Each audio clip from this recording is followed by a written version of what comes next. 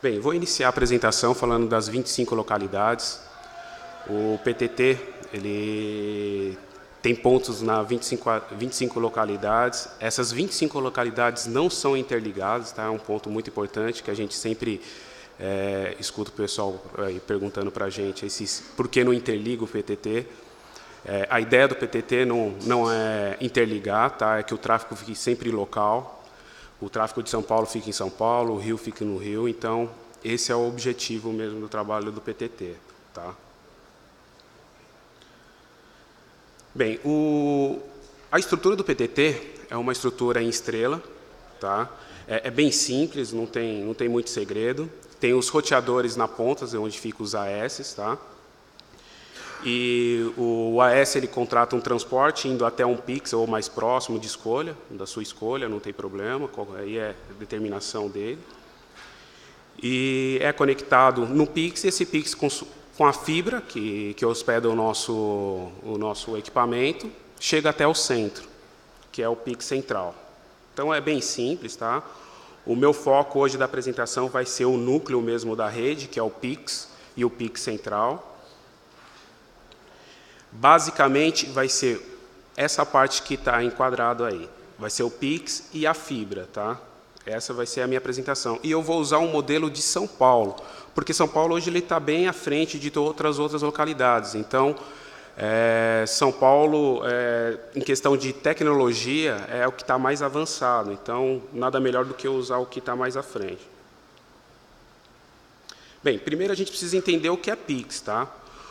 Pix é o nome designado pelo PTT para a entidade hospeda a infraestrutura do PTT, tá? Conexões de participantes, é o local onde fica hospedado os nossos equipamentos, tá? Isso a gente chama de Pix.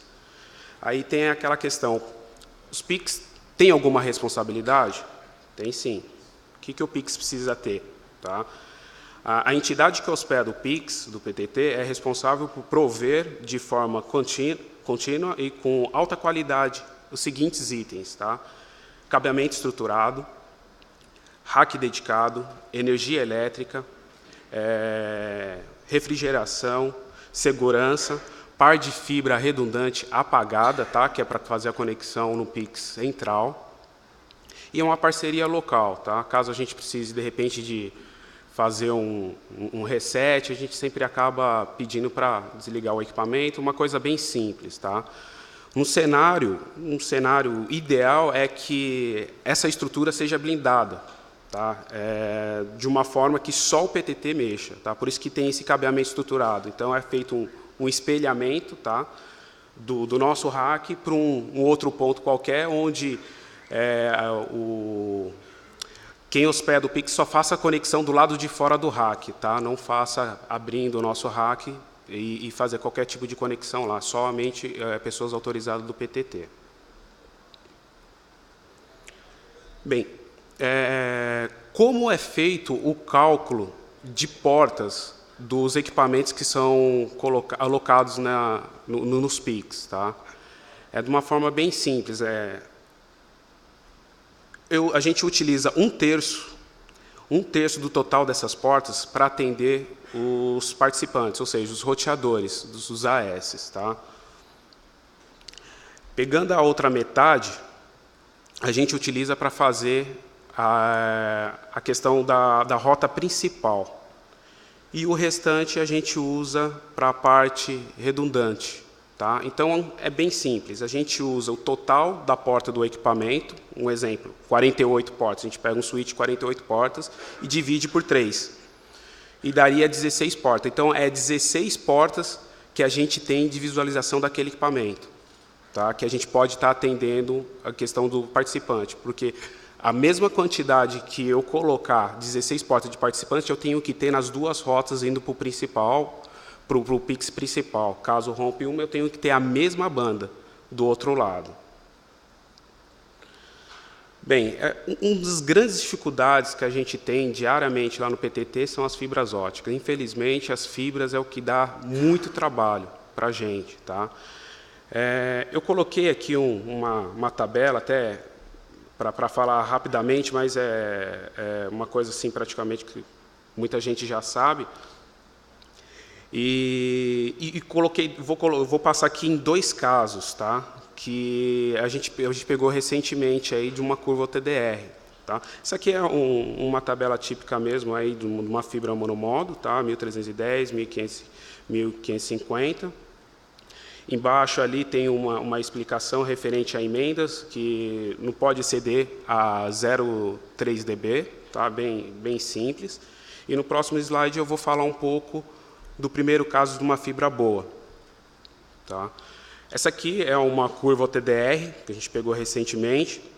A distância dela é de 54 quilômetros. Você pode ver que está bem acentuada essa curva, então está praticamente 0,26 dB aí de perda, então está perfeita. Tá? O outro caso é uma coisa mais grave. A distância é 11 quilômetros, ou seja, 5 vezes, né, diferente da outra. Bem mais curta, mas só que olha o quanto que tem de atenuação. Praticamente aí tem 2 pontos de atenuação, tem uma alta reflexão, que é para essa curva, né, acentuada para cima, é uma atenuação, e no qual a gente usa também alguns equipamentos, que é o duplex. Para a gente instalar um duplex nessa fibra, ele já não funciona por causa da reflexão, né? E aí a gente está praticamente aí perdendo aí praticamente 1 dB, quase 1 dB aí nessa fibra. Então é legal comparar, porque uma fibra que é curta, a gente pensa que não vai ter problema, né? Que é questão de emenda, não vai ter problema. A gente encontra todo esse aparato aqui. Agora, numa fibra que é uma longa distância, estava em perfeitas condições. E isso é praticamente constante, tá? A gente identifica isso lá no PTT. Então, só resumindo, uma fibra de má qualidade resulta em quê? Em disponibilidade, custo elevado de manutenção e equipamentos e impossibilidade de ampliação de capacidade, que é o caso do exemplo que eu falei. Se eu precisar usar um duplex para ampliar minha rede, eu não consigo. O PTT, nesses 10 anos, eu separei em 4 gerações, tá? Para a gente poder entender um pouquinho mais. Tá? O PTT iniciou em 2004. Nessa primeira geração, a gente tinha o seguinte espaço e equipamento. Tá? A gente tinha um espaço lá, e no rack a gente utilizava 15 U's para esse equipamento, que é um chassi. Energia, ele gastava 1.445 watts e banda 64 GB, máximo que ele chegava. O que tinha? Ele era grande, alto consumo de energia, ele só aceitava interface elétrica e demanda. Tinha baixa demanda e resulta em baixo tráfego. Não tem muito segredo. Qual foi a barreira? Isso resultou até 2007, essa linha, né? Resultou até 2007, final de 2007. Qual foi a barreira que a gente enfrentou para poder ter o crescimento? Foi o crescimento, em 2007, final de 2007, foi o crescimento e o aumento de porta de 1 GB. Teve um aumento muito grande de porta de 1 GB, então a gente teve que mudar os equipamentos e outras coisas mais. O que a gente usou para passar essa barreira? Tá? Em 2008, a gente usou um equipamento que ele ocupava 1 U, ou seja, a gente saiu de um equipamento de 15 U's no rack e foi para 1 U. Energia também economizou 850 watts, a gente usava 1.400, foi para 850, e banda ele foi para 260, então a gente saiu de 64 para 1 U. Então, isso tem a ver com o tempo, a tecnologia do momento. Em 2008, a gente tinha essa tecnologia e estava bem avançado de 2004 até a chegada do período. Então, qual foi a melhora?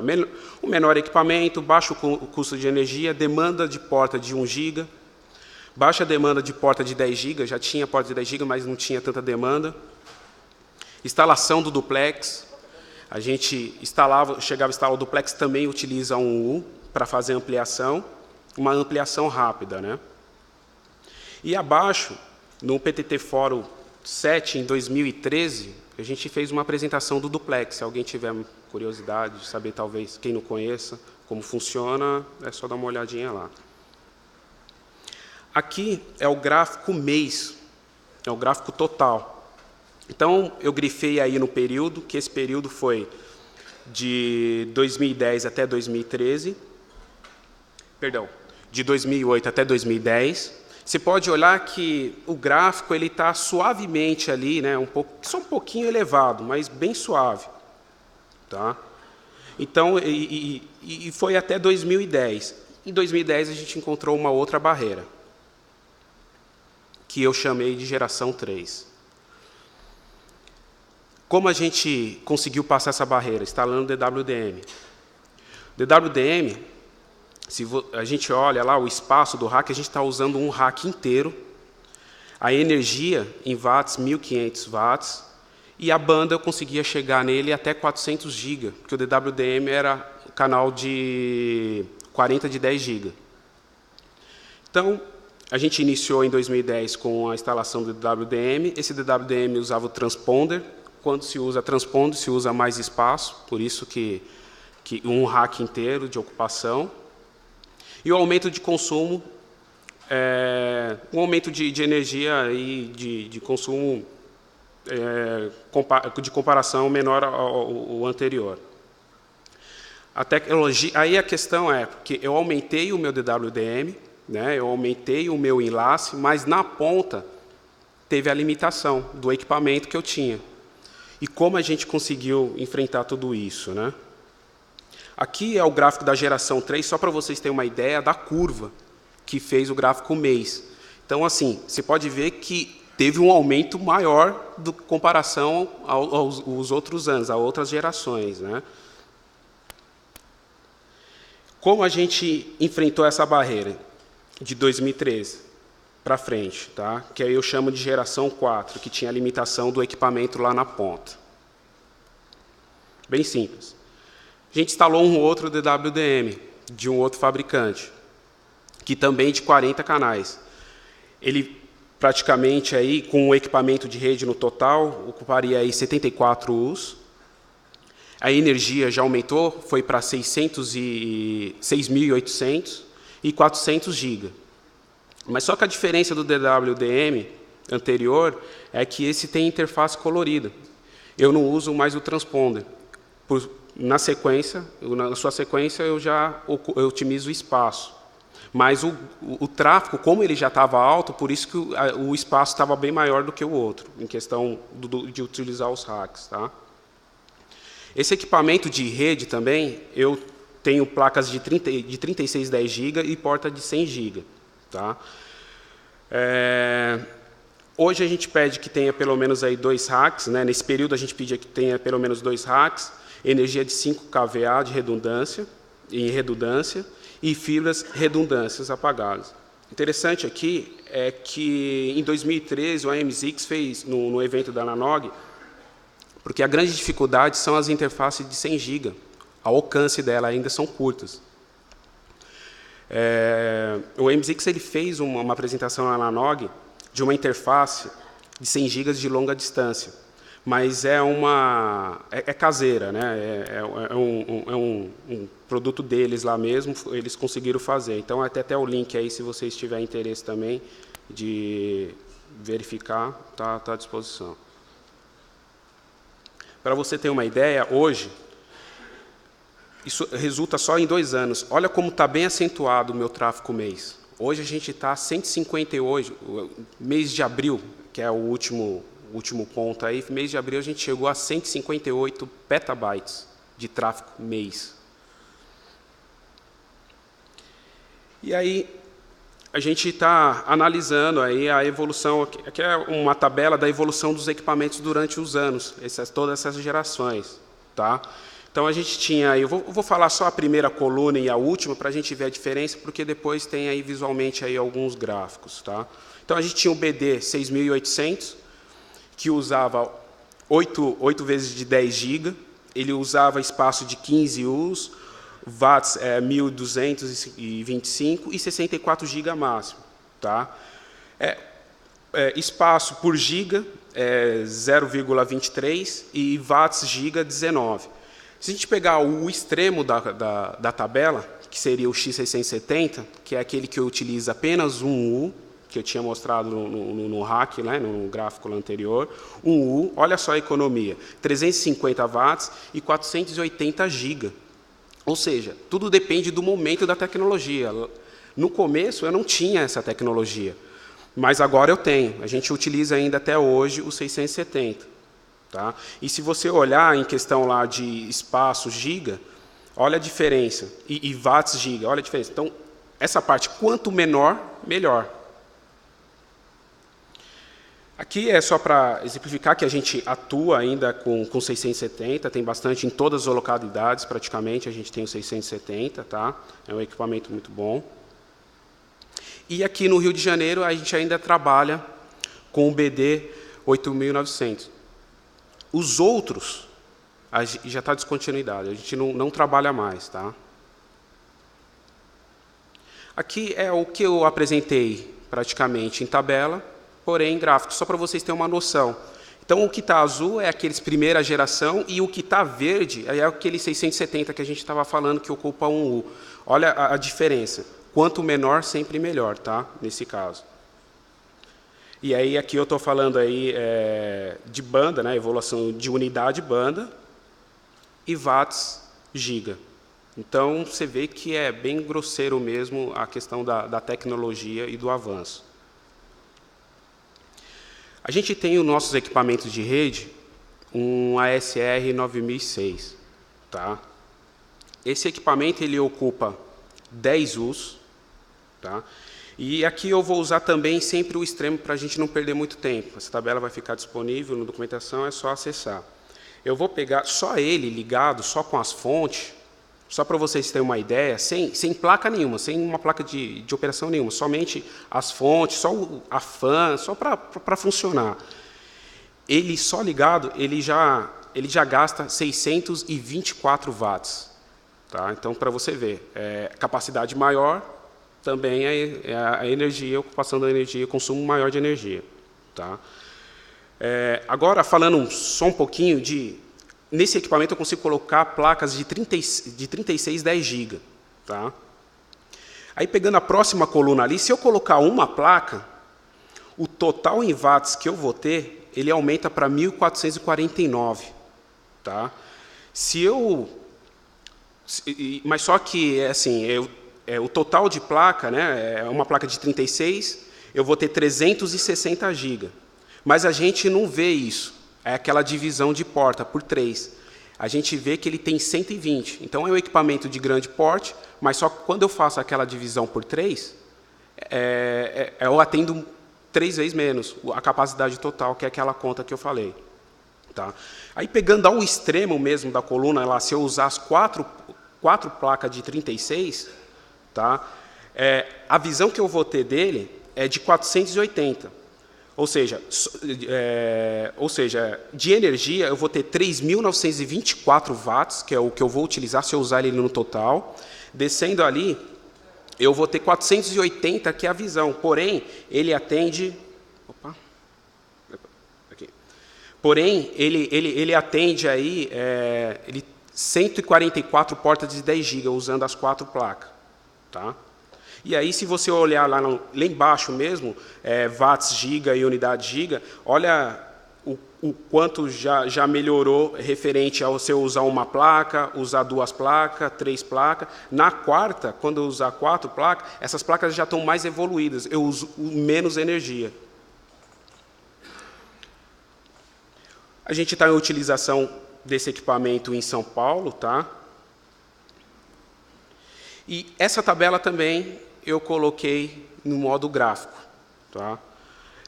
Watts giga, se a gente olhar lá no início, olha em azul o quanto que a gente consumia, e olha em verde, aí, praticamente, se a gente usar 4 placas hoje, o quanto a tecnologia já avançou em questão dessas placas. Tá? Então, o fabricante ele vai melhorando, no decorrer do tempo, ele vai melhorando aí a questão da placa que foi lançada no início. Aqui é um exemplo, se eu tivesse na verdade, a gente hoje chegou num tráfego de 800 GB, então a gente usou um exemplo de 800 GB. Tá? O tráfego de 800 GB, Se eu usar, usar uma placa aí praticamente de 100 GB para atender esses 800, tá? Então eu usaria aqui na primeira coluna 4 placas em cada placa 2 interfaces de 100 GB. Aí eu atenderia esses 800. Pegando o extremo, eu usaria apenas uma placa que já tem disponível, uma placa que já tem 8 portas de 100 GB. Eu já atenderia os meus 800. Tá? Mas só que, voltando aqui na primeira coluna, watts giga, eu usaria 4,8. E unidade é 0,0125. Agora, se a gente pegar o extremo, que é uma tecnologia nova, para você ter uma ideia, eu já usaria o total de watts 2094, já diminuiu referente ao primeiro item lá, a primeira coluna. Em watts giga, eu já diminuía também, saía de 4 e ia para 2,6. Então, assim, conforme vai passando o tempo, novas tecnologias vão surgindo e o consumo menor também, o fabricante vai melhorando. Tá? Aqui é apenas para falar que hoje, em 2013, a gente adquiriu somente o que está na coluna 1, que seria placa de 2 de 100 GB, a gente já tem 100 GB ativo, 7 portas de 100 GB ativo já, em São Paulo. E essas outras 3 colunas, que são novas placas, foram lançadas recentemente. Então, a gente ainda não tem. Mas se a gente for usar, ou seja, vai ter mais economia de energia e maior capacidade. Essa tabela, gerada no gráfico novamente, tá? Watts giga, se a gente olhar aí, a última tecnologia que está em verde, a gente ia ter uma economia razoável. E aí eu peguei aqui, para a gente ter uma ideia, em 2 anos, o que aconteceu com a rede. Em 2013, o nosso tráfego pico era de 182 GB. Hoje, a gente atingiu 800 GB.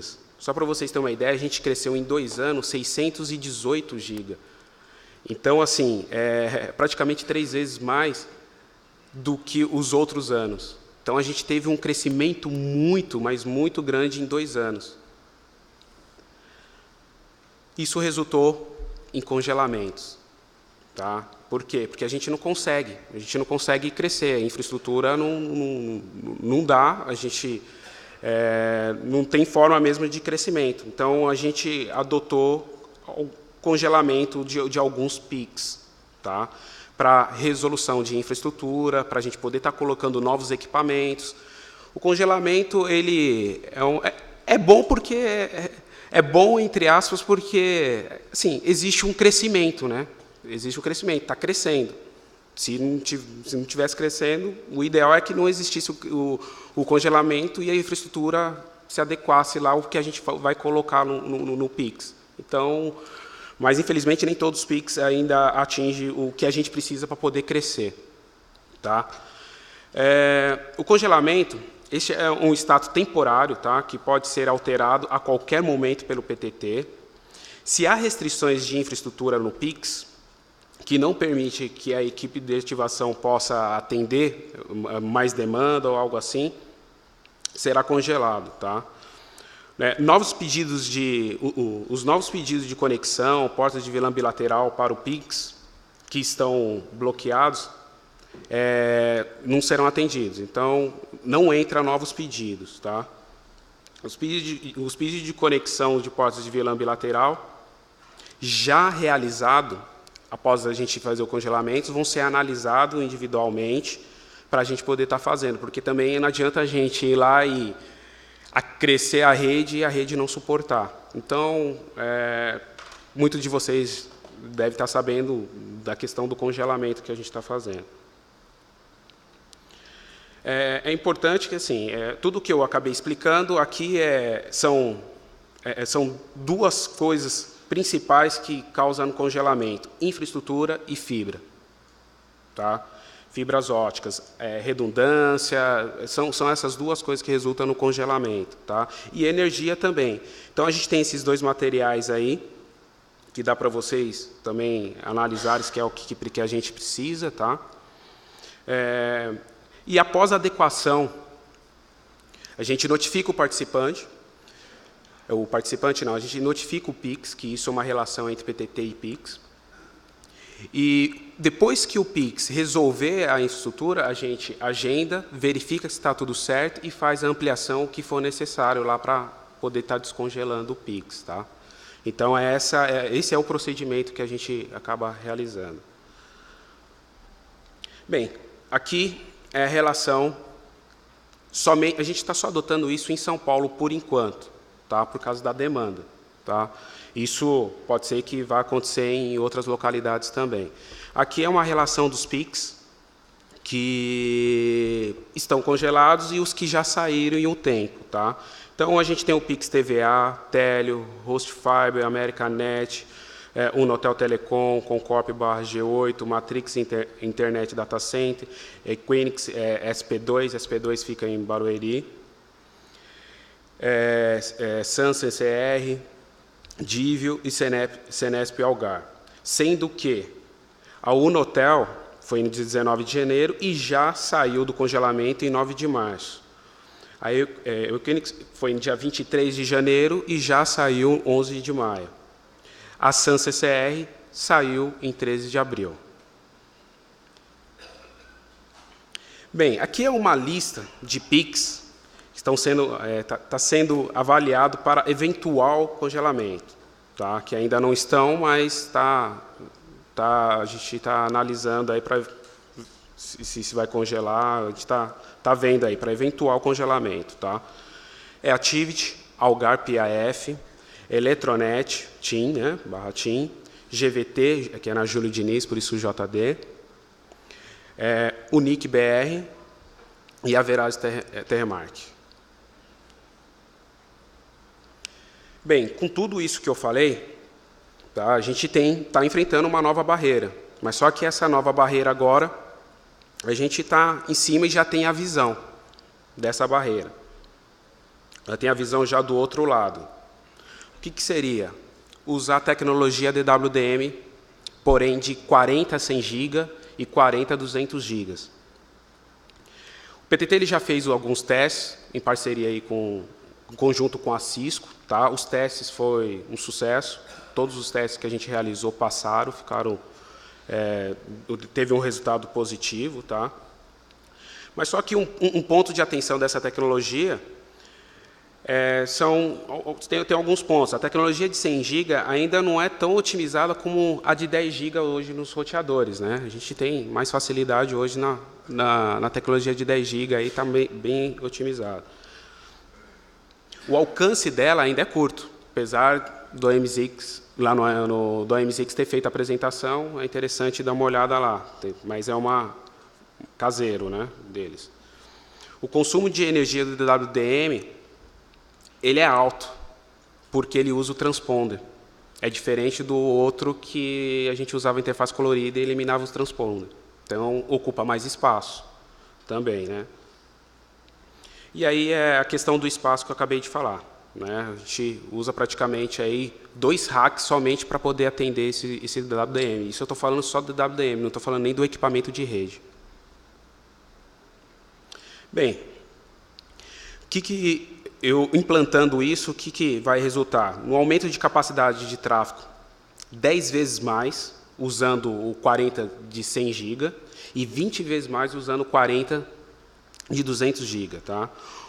Um aumento físico de rack, que é a questão do transponder e outras coisas mais, e o aumento de consumo 25 vezes. Tá? O rack é 5 vezes mais do que eu já tenho hoje. Então, é a tecnologia que a gente tem no momento. A gente tem um estudo, né, tem um projeto aí de um colocation, de utilização aí para 5 racks, tá? De um ambiente dedicado praticamente aí de um cage, para colocar os 5 racks para poder atender essa demanda. Tá? Mas isso eu estou falando isso no total.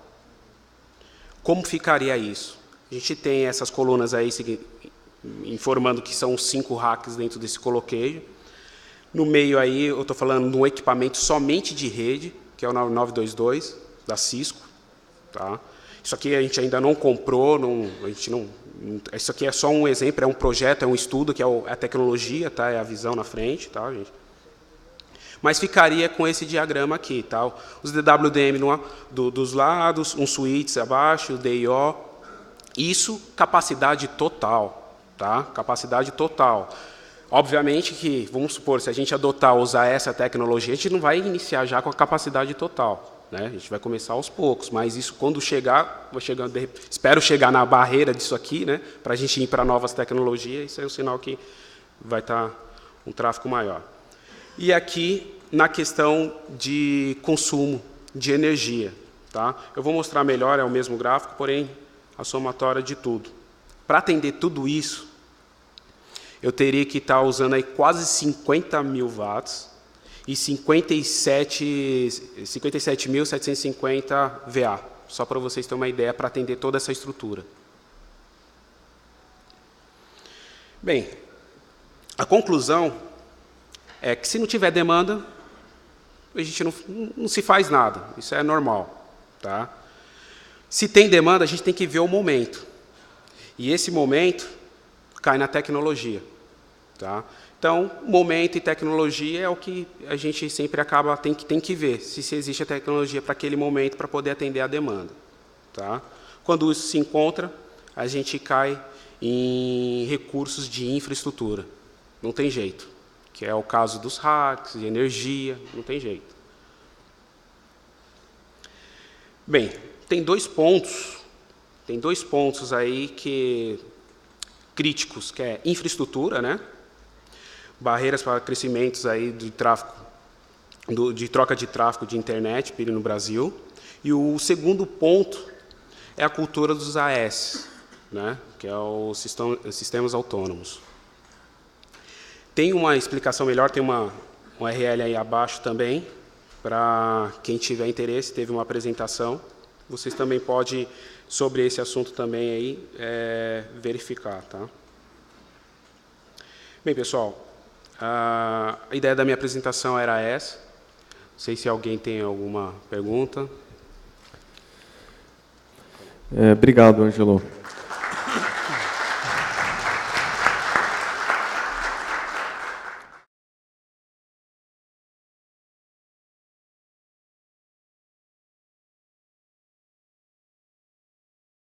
Pessoal, bom dia.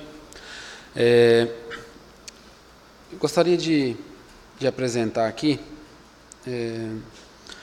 uma nova categoria de conexão no PTT, que nós temos ela em desenvolvimento, em estudo, esse trabalho já começou há alguns anos. Então, gostaria de contar uma história aqui para vocês e mostrar o que tem sido feito ali em conjunto, em parceria com os participantes e com os PICs e com as operadoras em si.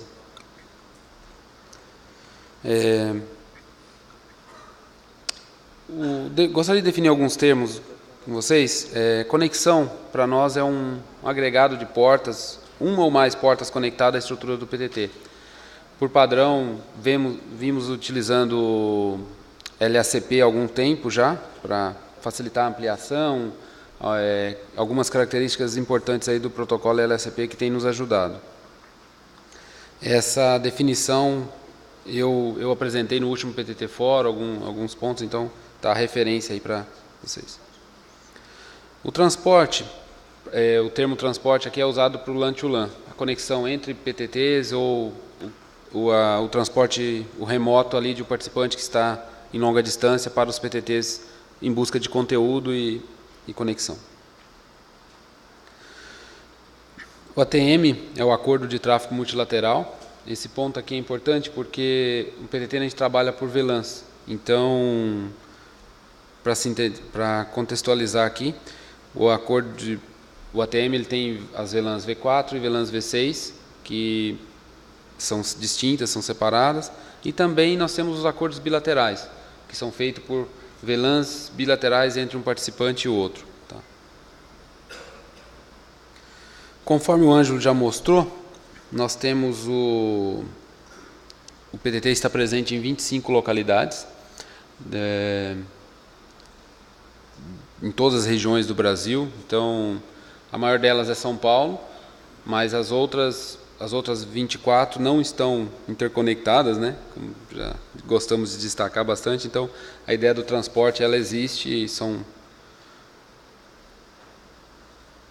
Aqui um ponto fundamental do PTT, que é a conexão e a troca de tráfego entre AS distintos, em IP, V4 ou V6, mas sendo sempre AS distintos, tá?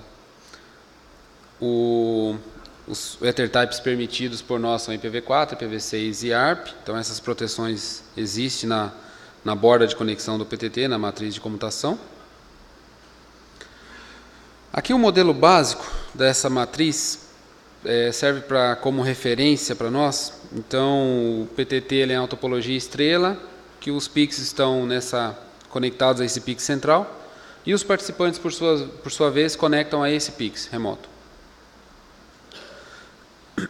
Então, isso gera para nós duas grandes categorias. Tá?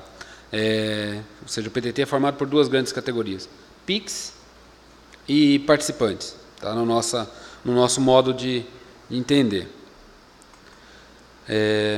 O PICs, como o Ângelo comentou, é o nome da estrutura onde recebe a conexão dos participantes na ponta, né? Então, representando aqui, nós temos o participante e temos o PICs. Um PTT, a formação mínima é um PICs, algumas localidades a gente só tem um PICs central, e participante no mínimo 3. Menos que isso não faz sentido ter um PTT que 2 poderiam se falar diretamente. Tá? Então, as duas grandes categorias do PTT são essas. O que eu gostaria de apresentar para vocês aqui seria o SIX, né? Que é o nome designado por nós para a conexão compartilhada de múltiplos participantes. O que seria isso naquele esquema nosso? Seria uma conexão compartilhada onde os dois AS compartilham a mesma infraestrutura aqui, que pode ser um cross-connect, pode ser um LAN-to-LAN, mas ela é compartilhada. Tá? Eu vou explicar agora em diante, em detalhes, como seria o porquê e como funciona essa conexão. A conexão normal, a conexão padrão, que muitos aqui conhecem do passado do PTT, é um participante por porta, um participante por interface. Aí entra naquele ponto, no momento a tecnologia suportava só isso, então a ideia é que seria um participante por interface. Tá? Como seria? O participante contrata um LAN-to-LAN, contrata um cross-connect e chega tunelado por uma VLAN, pela VLAN 10, aqui no caso um exemplo da VLAN de troca de tráfego multilateral ATM-V4. Tá? Então a relação é 1 para 1. A ideia do SIX é que essa relação ela mude, então fica a relação de 1 para N, né? Então, 2 ou mais participantes compartilhando a mesma estrutura física, que pode ser um LAN-to-LAN ou pode ser um cross-connect dentro de um data center. Aí muda um pouco o cenário, né? Então, fora do domínio do PTT, existe um compartilhamento de estrutura L2. Então, isso passa a ter uma relação 1 para N. Então, o número de VLANs aqui, ele já é distinto, né? A VLAN dentro do Peering Fabric do PTT continua sendo a VLAN 10, mas os participantes chegam por VLANs distintas, ou seja, logicamente isolados, né? Eles têm um isolamento lógico aqui entre eles, tá? Depois eu explico melhor como é feito essa separação no ambiente externo ao PTT e depois eles precisam se falar dentro do Peering Fabric do PTT. O que foi essa motivação que aconteceu lá em meados de 2009, 2008, tá? Foi a demanda de participantes. Um exemplo aqui que eu me recordo bem foi o pessoal da Duran, o pessoal da Persis Telecom, que tinha um contrato de transporte longa distância mas gostariam de trazer com eles outros participantes. Isso, de maneira indireta, era simples, era transparente, é dar trânsito para outro AS. Mas, muitas vezes, esses AS não querem ficar indiretamente conectados ao PTT. Eles gostariam de estar ali presente na lista de AS, participar de participantes do PTT e ter autonomia sobre a sua conexão. Tá? Então, foi um dos grandes motivadores que nos levou a isso. E também outros fatores, né?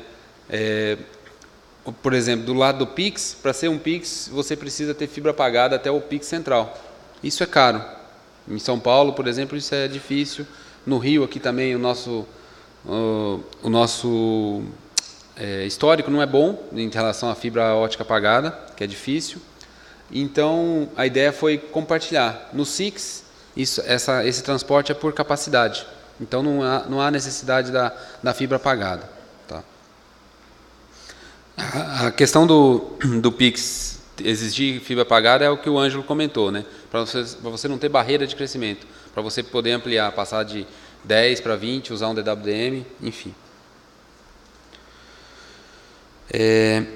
O LAN to LAN, também foi uma das apresentações que eu realizei no PTT Fórum passado, sobre algumas definições. Ele é um LAN to LAN especial, ele tem que suportar um número alto de MACs. No PTT Metro de São Paulo nós temos 1/21 de conexão, então nós temos aí 2.000 MACs para VLAN de ATM V4, para vocês terem uma ideia. Nos outros PTTs é 1/24, então seriam 256 MACs para V4 e mais um outro número para IPv6. Tá? Tem que suportar a transparência de VLANs, tem que ter um MTU que suporte o MTU do PTT, que seria 1.500. Então, tem alguns complicadores, tá? Que nos testes de quarentena é um dos fatores que mais prejudica e atrasa o processo de ativação, é o transporte. Tá? Aqui uma característica mais comercial do transporte, né, que nos foi relatado na época, é o custo. Você transportar, por exemplo, de Manaus, da região Nordeste, para São Paulo, que é onde tem um conteúdo mais expressivo, é alto. Então, dividir esses custos, você comprar em grupo através de uma associação ou comprar com um grupo de provedores, isso reduz bastante. Então, foi um outro ponto também que nos levou. Aqui a ideia que eu comentei do isolamento lógico, né? Então as VLANs elas vêm de forma distintas. Um participante A vem com a VLAN 100 e o participante V vem com a VLAN 200. Só que elas precisam se falar aqui dentro. Então vem a ideia de fazer essa tradução de VLANs, né? Dentro de um mesmo tubo, né? O mesmo transporte. Elas têm que possuir esse isolamento lógico, mas dentro do PTT elas têm que se falar. Na última reunião do LACNIC, na semana passada, o Jolimar apresentou as técnicas de tradução que nós usamos atualmente no PTT. São 3 tipos. O mais simples, que é através de cabos, a intermediária, que é através de uma função que a Extreme desenvolveu para a Internet Exchange. Então, ela funciona em alguns equipamentos da Extreme, é Port Specific Tag. Isso foi desenvolvido especificamente para PTTs. O PTT-BR foi um dos requisitantes dessa funcionalidade. Tá? E outra que é através de usar, através de router, funcionalidade de router, que é através de L2 VPN. É uma tecnologia um pouco mais cara, só que é escalável, que é a que nós usamos hoje em São Paulo. Aqui o estudo de caso primeiro que ocorreu de transporte entre localidades, não só o transporte em si de participante, mas interconectando uma localidade e outra. Nós tivemos o caso que foi apresentado em 2009, no terceiro PTT Fórum, foi 2 estudos de caso, que foi o pessoal da ANID lá em Campina Grande e o pessoal da Festernet na região de Campinas. Então foram 2 pilotos que nos ajudaram muito aí na parte de desenvolvimento do SIX em si. Hoje no PTT Metro de São Paulo temos aproximadamente, em todos os PTTs nós temos aproximadamente 60 SICs, no PTT Metro de São Paulo 80% disso, né?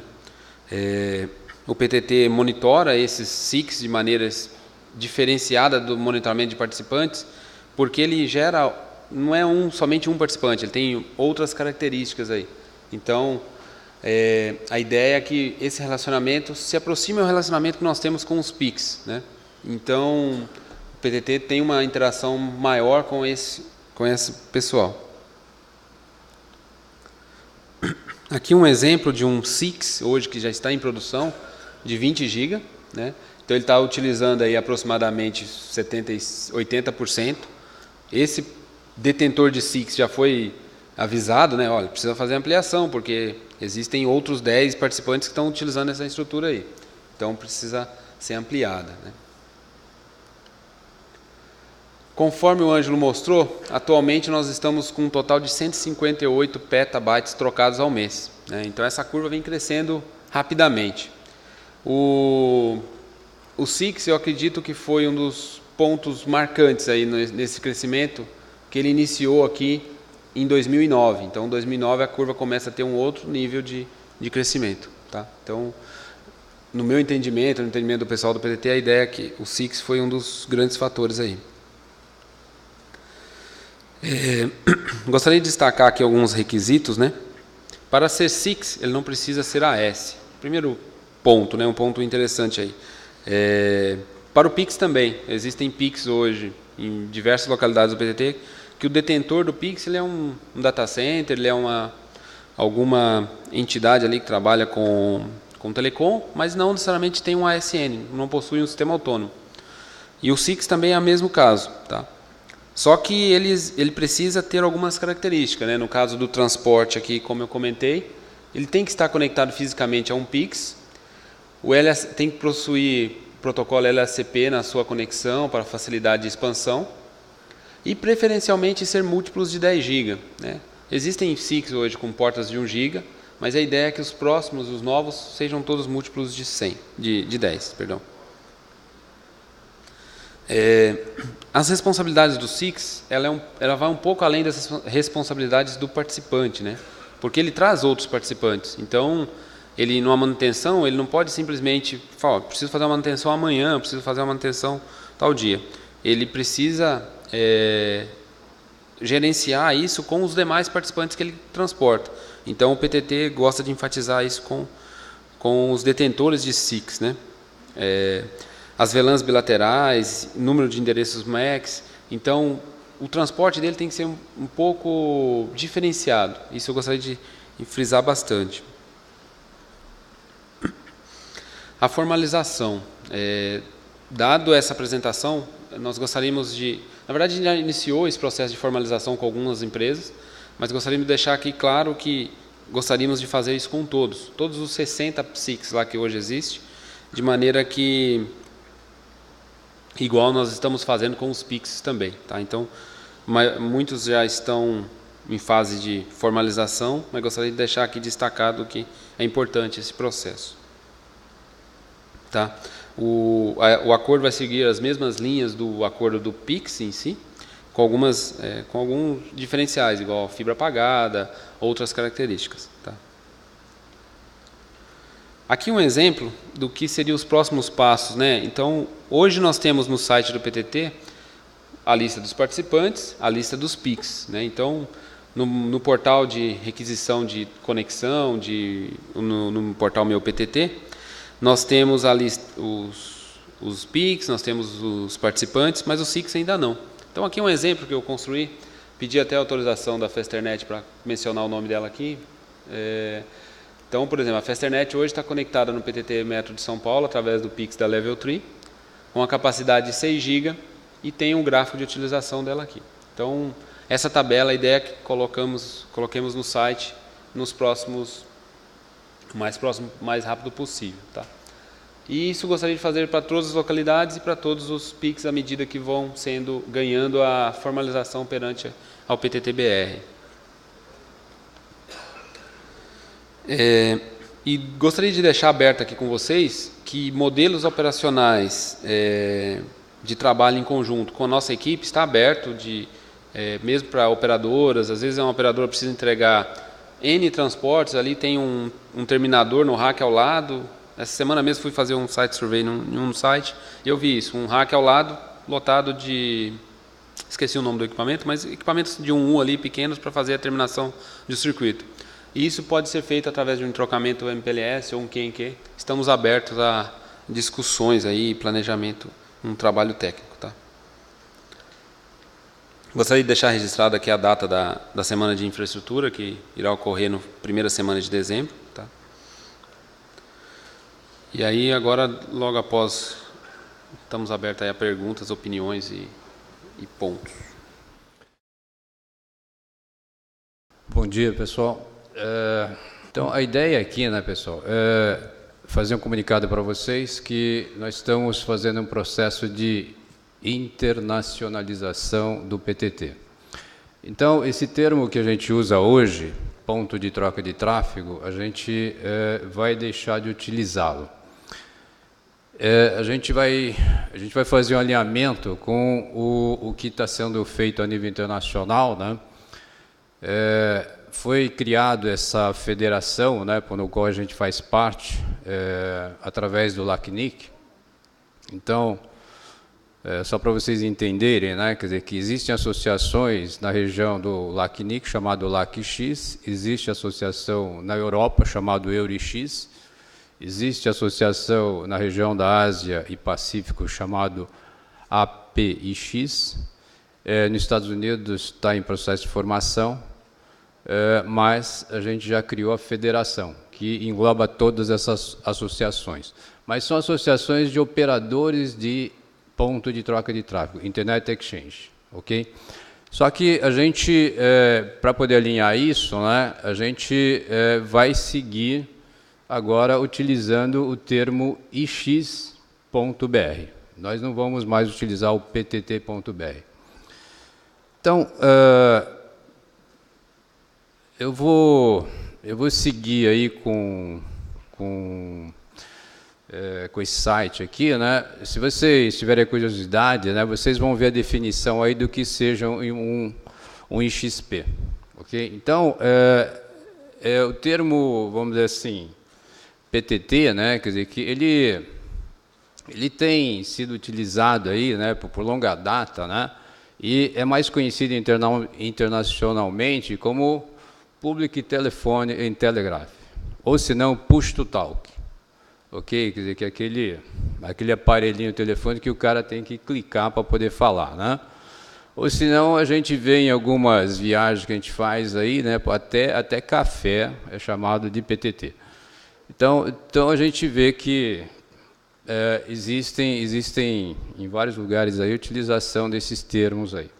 E para a gente também não caminhar contra a corrente, né, a gente também vê livros também citando, né, Internet Exchange, ou seja, IX. Okay? Então, para facilitar a comunicação, assim como os demais Internet Exchange Point estão utilizando IX no nome, né, a ideia nossa é também nos aderirmos a isso, né, e passarmos a utilizar agora o ix.br, ok? Então, agora a gente vai passar, né, o Brasil Internet Exchange vai adotar o ix.br para poder fazer essa comunicação de maneira mais direta, de maneira mais fácil. O que traz atrás disso também, né, pessoal, é a definição do que seja Internet Exchange. Se vocês lembram, antigamente teve a utilização, por exemplo, do NAP, Network Access Point, não sei se vocês se recordam. Isso daí surgiu, né, quando houve a descomissionação do National Science Foundation, né, NSF-Net, ok? Então, naquela época lá, para poder, digamos, promover a concorrência, a National Science Foundation obrigou que se criasse os NAPs, ok? Só que os NAPs, né, naquela época, foram operados por empresas de telecom. E as empresas de telecom impôs várias restrições aos participantes. Ok? Então esse nome NAP ficou de certa maneira maculado, né? Porque o operador tinha interesse nos participantes. Então, se algum participante ele não gostava que viesse a fazer parte, ele simplesmente vetava ou impunha restrições econômicas em cima disso. Ok? Então, já se vocês olharem com bastante, digamos assim, atenção à definição do que seja Internet Exchange Point, quer dizer, que vocês vão ver lá que o operador de Internet Exchange Point não pode vender trânsito, não pode vender link de acesso, ok? Então, ele tem que ser neutro em relação ao negócio, tem que fomentar o crescimento do Internet Exchange, ok? Então, não é simplesmente um local em que os participantes se conectam. Sim, eles têm que se conectar, mas tem que ter facilidade para isso, tá, ok? Então, a gente está alinhando essa definição e esse termo é o que a gente vai passar a utilizar de agora em diante. Tá, ok, pessoal? Então, essa era a mensagem que eu queria dar para vocês. E, nesse momento, né, quer dizer, que um pouquinho antes, o pessoal já virou o site do PTT. Tá, ok? Então, vocês vão passar a enxergar o site desta maneira. Tá, ok? Então, esse é o comunicado para vocês aqui, como novidade, né? E estamos inaugurando o nosso novo site. Agora, alguém tem perguntas para o pessoal do PTT, para o Milton?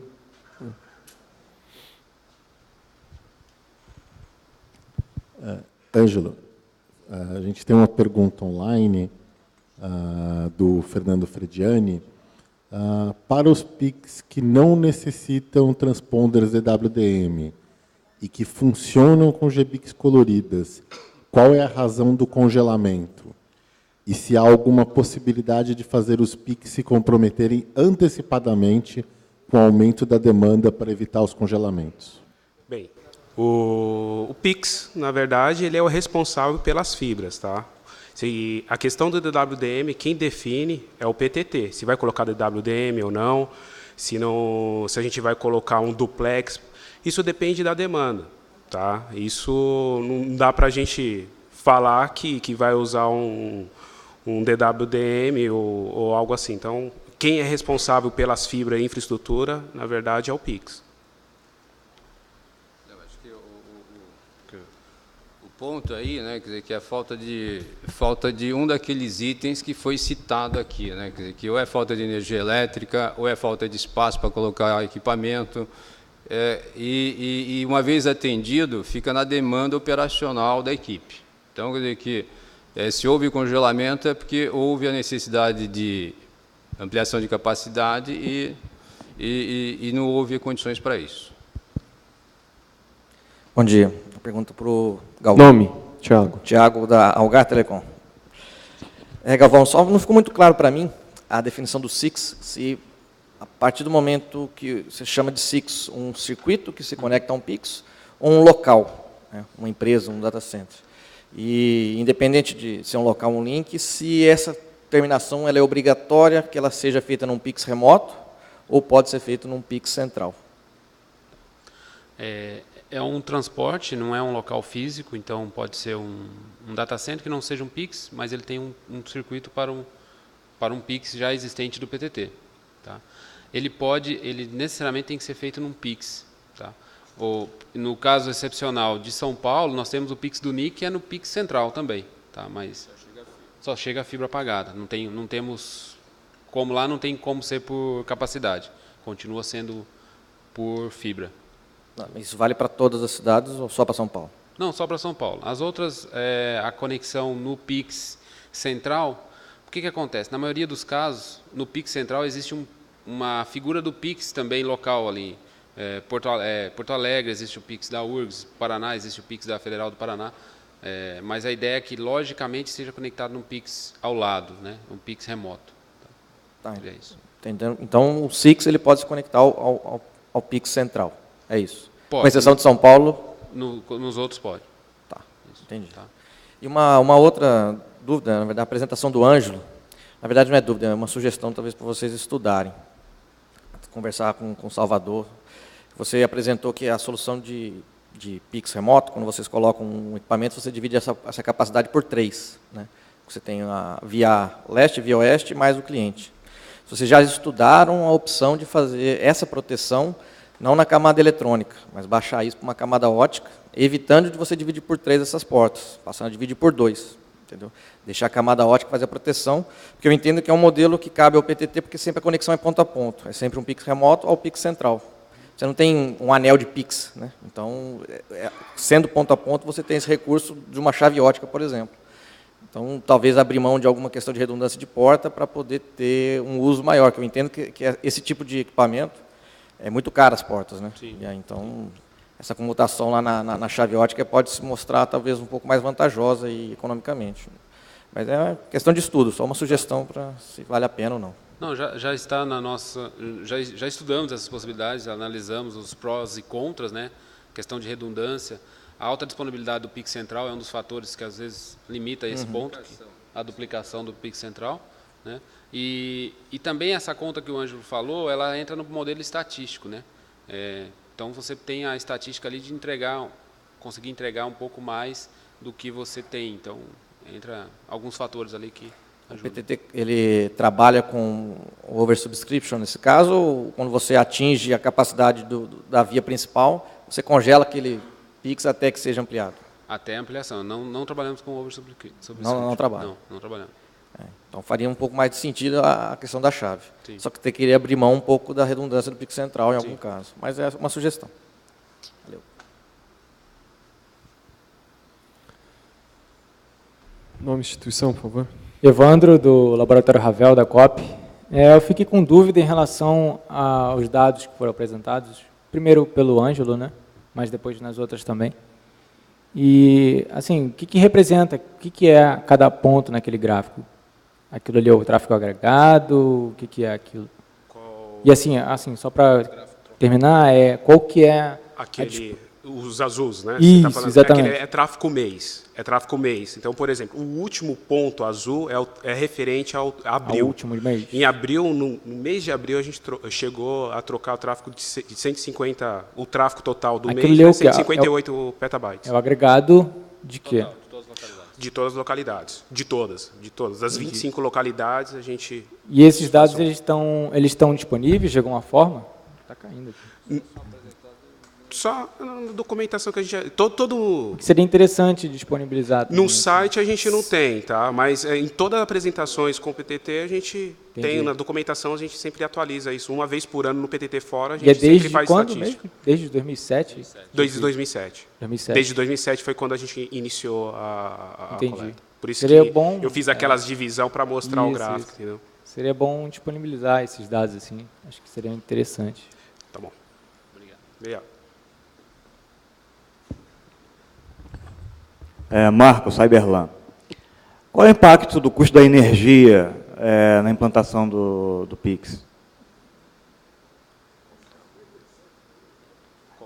Porque a indústria ela consegue comprar energia mais barato, gerando crédito de ICMS. Vocês conseguem fazer isso também? Bem... Se eu puder responder. Não, prestador de serviço, não é indústria. Só para você entender, né, quer dizer, que um PIX, né, quer dizer, que na hora que cede essa infraestrutura, quer dizer, que ela cede a infraestrutura com energia elétrica, ar-condicionado e tudo. Então, esse também é uma das razões do congelamento, quer dizer, que quando você coloca equipamentos de maior capacidade, você tem que negociar essa energia elétrica. Ok? Então muitos PIX acabam ficando congelados por não conseguir atender a demanda, ou se não, naquele momento, entendeu? Quer dizer, que então, é uma limitação. Tá? O Wesley, da Telecom Consultoria e Treinamento. A minha pergunta vai para o Ângelo. Ô, Ângelo, você tem mais ou menos uma ideia de se há possibilidade de se criarem novos PIX aqui no Rio de Janeiro, usando uma parceria com a Rede Rio ou com a RNP, usando fibras apagadas que já existem no Rio hoje, porque a gente sabe que tem muita malha de fibra aí apagada, só que talvez seria uma questão de uma parceria, usando uma infraestrutura de terceiros, um data center talvez de um provedor regional, mas utilizando uma fibra apagada de alguma dessas instituições que estão aí para o bem público. Só para você ter uma ideia, a gente tem um acordo com a RNP, que toda a rede Comep, a RNP cede 2 pares para a gente, quer dizer, que um par, 2 fibras. Tá ok? Então quer dizer, que Rio de Janeiro está em estudo, a gente fez alguns questionamentos, a gente tem algumas algumas necessidades que estamos analisando se dá para ser atendido ou não, tá? Utilizando essa infraestrutura da RNP, da rede Comep. No caso dessas necessidades, você imagina que seja algo que consiga ser atendido pelos provedores ou pelas entidades que têm interesse nessa conexão num período de médio prazo ou de longo prazo? Porque então, essa fibra, por ser da Rede Nacional de Pesquisa, quer dizer que em cada localidade tem um modelo diferente. Então, a gente não sabe se o provedor local pode ajudar no processo ou não. Tá? Então, isso daí a gente precisa conversar junto com a RNP. Tá certo, obrigado. Tá. Danton, Internexo São José dos Campos. A minha pergunta é a seguinte: qual é o modelo comercial que tem sido usado no SIX? Quer dizer, como é que os sócios dividem o custo no que já tem implantado, no que já está rodando? Tipo, como é que o pessoal de Campinas divide a conta? Nós não temos acesso a essa negociação comercial, né? Mas ali tem que ter um de frente, igual no caso de Campinas foi o Israel, ele chegou e teve contratado a Global ali esse transporte até São Paulo. E depois ele rateia, ele vende, né? Por isso que o equipamento do SIX que está conectado, ele tem que ter a capacidade, por exemplo, de controle de banda por VLAN, que alguns equipamentos já não possuem, enfim, tem alguns dispositivos ali. Essa era a segunda pergunta, você já antecipou. Obrigado. Não. Boa tarde, Caio, da UERJ. Bem no fim da apresentação do Ângelo, ele mencionou ali barreiras, não me lembro exatamente como foi dito, mas uma dessas barreiras era, se eu não me engano, estava dizendo cultura dos sistemas autônomos. Eu queria entender o que isso quer dizer. A gente aqui no Brasil, né, quer dizer, que a gente já de longa data, né, a gente enxerga que PTT só cresce se tiver sistemas autônomos. Então, quer dizer, quando a gente fala de cultura e sistema autônomo, quer dizer, que a gente não está se restringindo simplesmente aos provedores de acesso. Estamos falando também com as empresas médias que têm uma rede que sejam elegíveis para ter esse sistema autônomo, e vários provedores de conteúdo, empresas, tudo isso aí, aderirem a esse processo, quer dizer, que se tornarem sistema autônomo e operarem sua rede, utilizando a AS para ter maior liberdade de escolha do seu provedor de acesso à internet, entendeu? Quer dizer, que também poder participar do ponto de troca de tráfego. Só para ter uma ideia, quer dizer, que o Brasil tem mais de 3.200 sistemas autônomos hoje. Então, quer dizer que nós aqui somos muito mais do que a metade da América Latina. Quer dizer, tá, graças a esse trabalho aí que o NIC tem feito durante todos esses anos aí. Mas eu suponho que isso, comparado com alguns outros países, seja pouco, então? Na América Latina é pouco. Quer dizer, no Brasil também a gente acha que é pouco. Quer dizer, que a gente, só para ter uma ideia, né, nos Estados Unidos é mais de 30 mil, na Europa é mais de 30 mil. Quer dizer que a gente tem um continente inteiro, quer dizer, que se o Brasil é mais da metade, que estamos falando de uma América Latina de 6 mil, quer dizer, então é pouco. Tá bom, obrigado. Vamos agradecer ao pessoal do PTT.